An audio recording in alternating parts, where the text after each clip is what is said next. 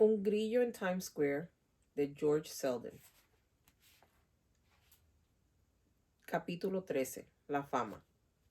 El redactor musical del New York Times se quedó bastante sorprendido al recibir la carta del señor Smedley, pero él creía firmemente en la libertad de prensa y decidió publicarla en la sección de espectáculos de periódico. A la mañana siguiente, miles de personas en sus casas durante el desayuno, así como en los trenes y autobuses que las llevaban a Nueva York, supieron de la asistencia de Chester. Aquella mañana los Bellini llegaron muy temprano al kiosco. Papá abrió el paquete del New York Times y hojeó un ejemplar en busca de la carta. Cuando él la encontró, se la leyó a mamá y a Mario. Luego dobló de nuevo el periódico y lo puso encima del montón para venderlo. Así que tenemos una celebridad entre nosotros, dijo. En aquel mismo momento la celebridad bostezaba dentro de su jaula. Había estado casi toda la noche despierto aprendiendo nuevas canciones con su representante y con Harry Gato. Después de desayunar y estirarse bien, probó sus alas como un violinista prueba su instrumento para ver si está afinado. Las alas está bien. En esta época de año sentía muchas ganas de cantar. Hizo un par de escalas y comenzó su interpretación.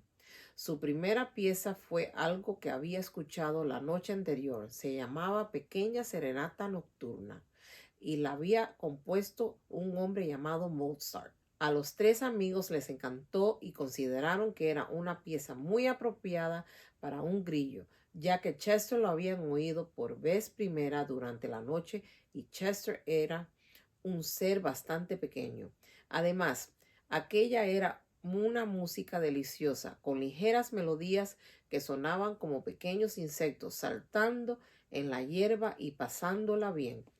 Mientras Chester interpretaba, la estación de metro comenzó a llenarse de viajeros. La gente fue formando un cerco alrededor del kiosco. Unos habían oído el canto del grillo, otros querían ver al curioso animal cuya historia habían conocido aquella mañana.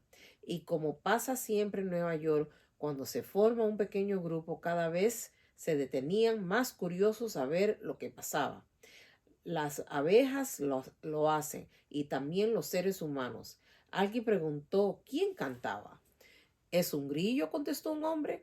Oh, vamos a dejar de bromear, dijo el que había. Oh, vamos a dejar de bromear, dijo el que había preguntado, echándose a reír. Delante de él, una señora bajita que llevaba un sombrero con una pluma, que estaba disfrutando de la música, se dio de vuelta y susurró, muy enfadada: ¡Shh! En otra parte de la estación, un señor leía el periódico, la carta del señor Smedley, y a ambos lados otros dos señores la leían por encima de su hombro. Vaya, dijo el que estaba a la derecha, ¿un grillo? ¿Quién se lo va a creer? Seguro que es un montaje, dijo el hombre de la izquierda. Probablemente se trata de un disco.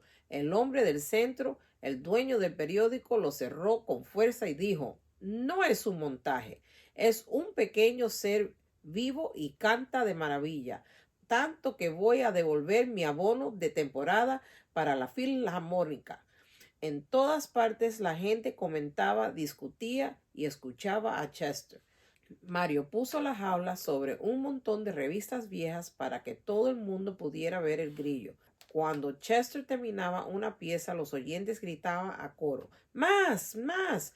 Con una fuerza que retumbaba en toda la estación. El grillo recobraba fuerzas, bebía un sobrito de agua, doblaba las alas y empezaba otra pieza con toda rapidez. La multitud crecía cada vez más.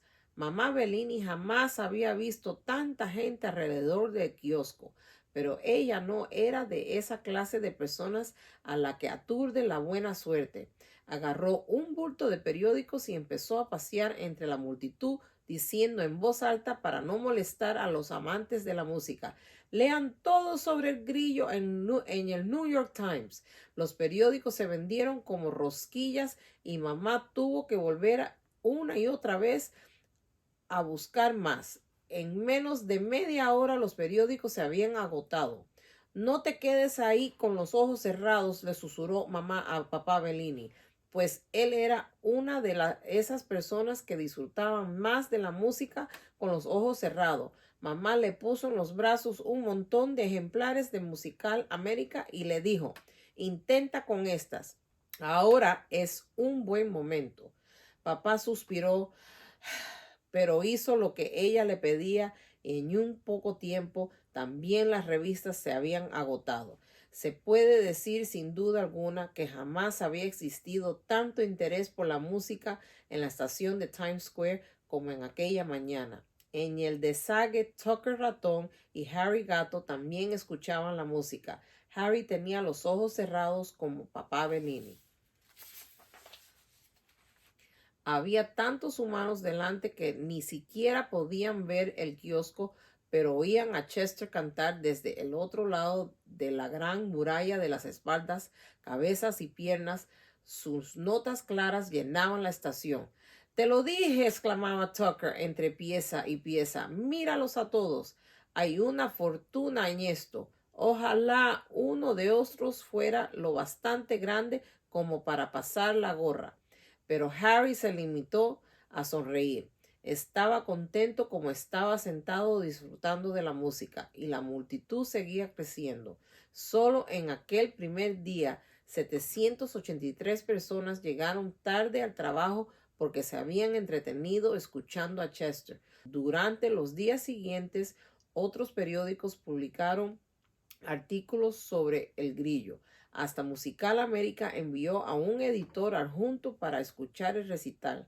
Chester también apreció en las noticias de la radio y la televisión. Todos los locutores hablaban de aquel extraordinario insecto que hacía las delicias de la multitud en el metro de Times Square. Los Bellinis decidieron que el mejor momento para que Chester tocara era por la mañana temprano y por la tarde, ya que a esas horas había más gente en la estación. Los conciertos empezaban a las 8 de la mañana y a las 4:30 de la tarde, y duraban hora y media sin contar los bises. El negocio del kiosco iba de maravilla. Mamá se aseguró de que les trajeran más periódicos y revistas, pero aún así, a la hora de cerrar, nunca les quedaba nada. Por cierto que mamá Bellini resultó ser la mejor amiga que jamás tuvo un grillo. A mediodía siempre corría a casa a preparar alguna delicia para Chester, como una ensalada de frutas en miniatura o un surtido de verduras tan pequeño que se podía servir en una moneda de $1 de plata. Chester realmente prefería sus hojas de morera, pero se comía todo lo que mamá le ponía delante para no herir sus sentimientos. El señor Fong, que había visto la foto de Chester en el periódico, trajo a su hermano, el profesor, a oír varios de los repertorios de Chester. Cuando venían siempre traían unas frescas de morera. El señor Smedley también iba por lo menos una vez al día. Llevaba una grabadora y grababa todas las nuevas piezas que Chester iba aprendiendo. Y durante el descanso siempre había uno de 10 minutos. Ofrecía charlas sobre cultura musical para el público. De modo que antes del jueves, Chester Grillo era el músico más famoso de la ciudad de Nueva York. Pero ahora algo era diferente. No era feliz, o al menos no tan feliz como antes. Tenía la sensación de que la vida ya no resultaba tan libre ni tan divertida. Es más, aunque la fama le parecía bonita, también lo cansaba mucho.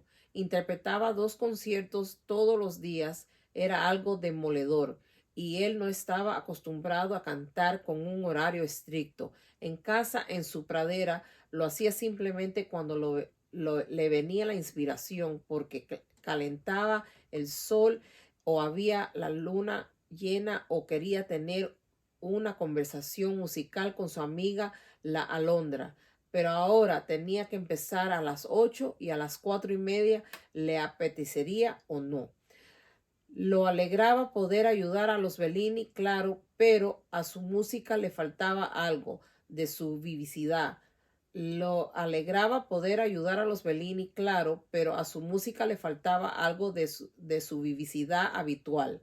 Y otra cosa más, a Chester no le gustaba nada que los mirasen.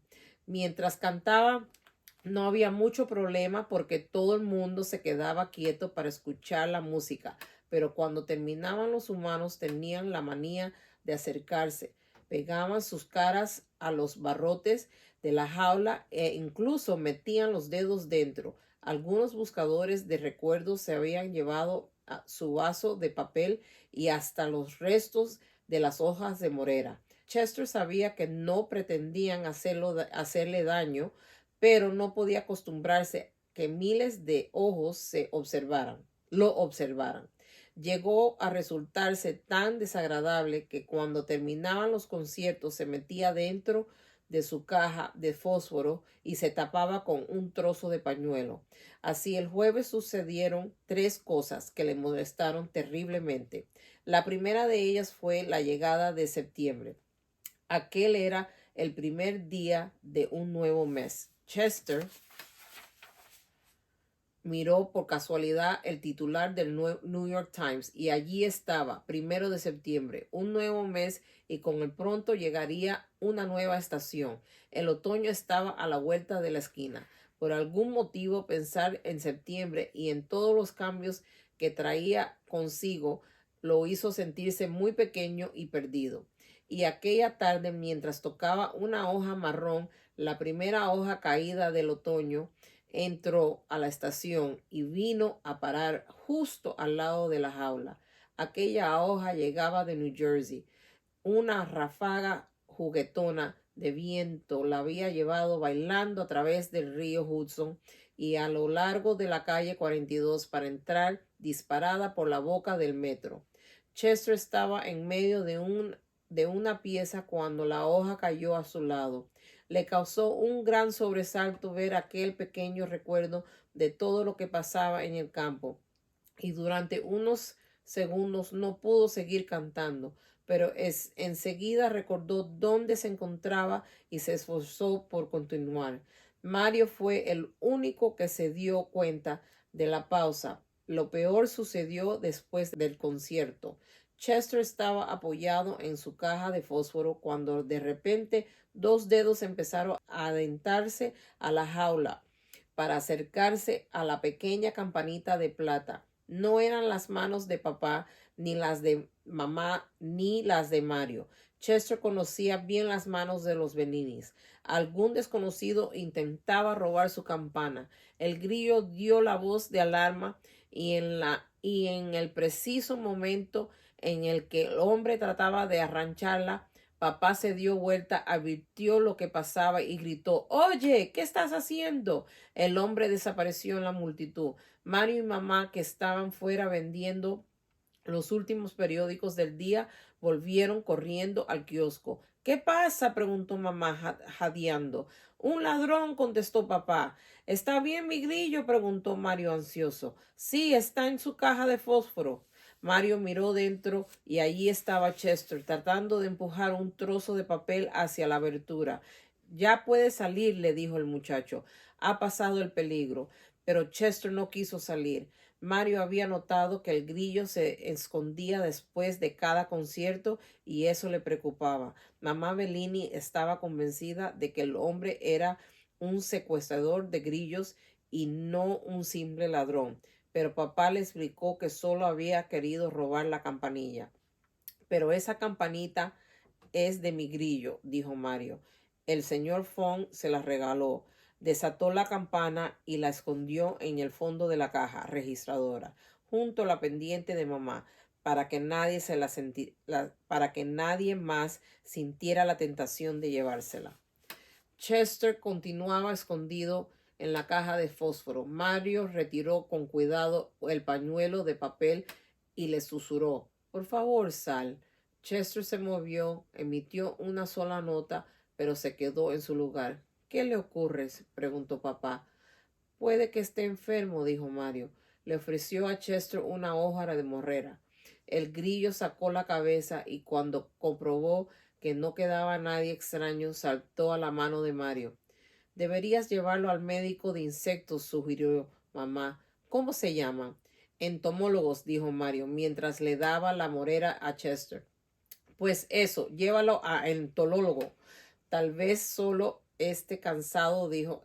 Tal vez solo esté cansado, dijo papá. Podríamos dejarlo descansar unos días. Después de comer toda la morera que quiso, Chester emitió una nota de agradecimiento y se volvió a la cajita de fósforos. Creo que ya no es feliz, dijo Mario. ¿Cómo lo sabes? Preguntó mamá. Lo veo y sé cómo me sentiría si fuera grillo. Mario metió la caja dentro de la jaula. La semana que viene empieza otra vez el colegio, así que tienen que prometerme que cuidarán bien a Chester cuando ya no esté. Claro que sí, le aseguró papá. También nosotros lo queremos, ¿sabes? El chico se quedó mirando a la jaula con la frente arrugada por la preocupación. Creo que si no va a ser feliz aquí, habría sido mejor que no viniera a Nueva York, dijo finalmente. Chester lo oyó y estuvo meditando sobre esas palabras mientras los Bellinis cerraban el kiosco, y siguió pensando en ello más tarde cuando ya habían marchado. Por fin, con la rapidez de un cerrojo que se cierra, por fin, con la rapidez de un cerrojo que se cierra, llegó a una conclusión y se sintió muy aliviado después de haber tomado su decisión. Suspiró, relajando alas y patas mientras esperaba la llegada de Tucker Ratón.